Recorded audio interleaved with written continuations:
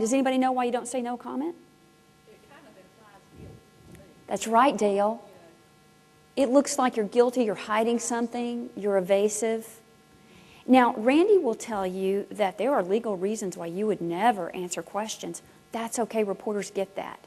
So you can say something like, I wish I could talk to you right now, but my lawyer would kill me. And you would be okay with that as an attorney? Yeah. So you have a gift on page 13 of your resource guide. You don't have to go there right now, but there's a whole list of ways you can say no comment without saying no comment. Because it's actually those words, no comment, that infuriate reporters, annoy reporters, frustrate reporters. Because they're really trying to give you a chance to give your side of the story, your side of the argument. They're trying to give you a chance to defend yourself. Now, there's a guy that you will recognize that may be famous for the way he said no comment without saying no comment. It takes him, in this clip you're about to see, 22 seconds to say no comment. I'm looking forward to the opportunity in the next few days of testifying. I will do so completely and truthfully.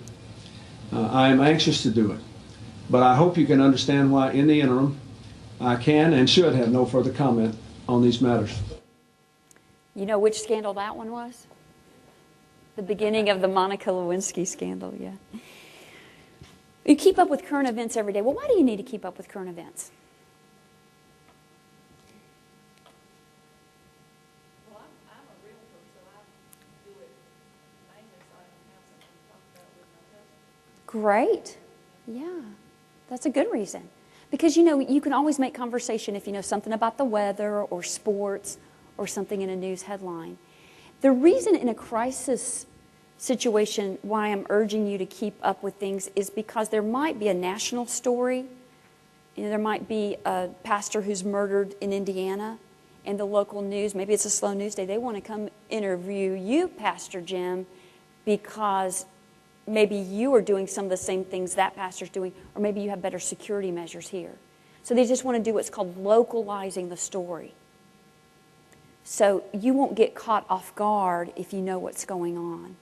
By the same token, there could be some horrible situation right down the street and you don't even know about it, but all the reporters are stopping in at your parking lot and they want to get your reaction because it's some kind of natural disaster, explosion, fire, dangerous situation, and you're going to be dealing with the aftermath of it. So that's why it's just good to know what's going on. What colors of clothing to wear? What should you wear on television? Something dark and something, a solid color is real good. Yeah, I tell people to wear navy if it's a business type interview or a church interview because that's a serious color. And we've been trained for so long, generations of police officers wearing navy, that we just assume that it's a color of power and authority. Attorneys wear navy blue suits, don't they? Probably for the same reason.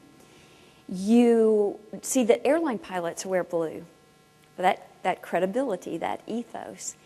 You are told as a young person to go get that navy blue interview suit. Everybody's coloring, no matter what color your hair, your skin tone, everybody looks good in blue. It's just a good color on people. Television cameras are getting so much more sophisticated that you don't have to worry so much about the things that you used to have to worry about. You can get away with some brighter colors. But the old days, they told you to stay away from white or black, and that's still a good rule of thumb. You really want to stay away from something with small patterns like houndstooth. Do you ever watch your local news and you see the sports guy, the weather guy wearing a houndstooth jacket and your set goes, it does like this purple wave? The technical term is called moire. And if you're getting into the HD sets, you won't notice it so much anymore. But for those of us that still have the little analog rabbit ears, we see that. So those are the things that if you're going to be on television, you don't want people to be distracted by the dangling earrings you have or the big necklace you have or that jacket what is that he's wearing? It looks purple. You want them to hear your message.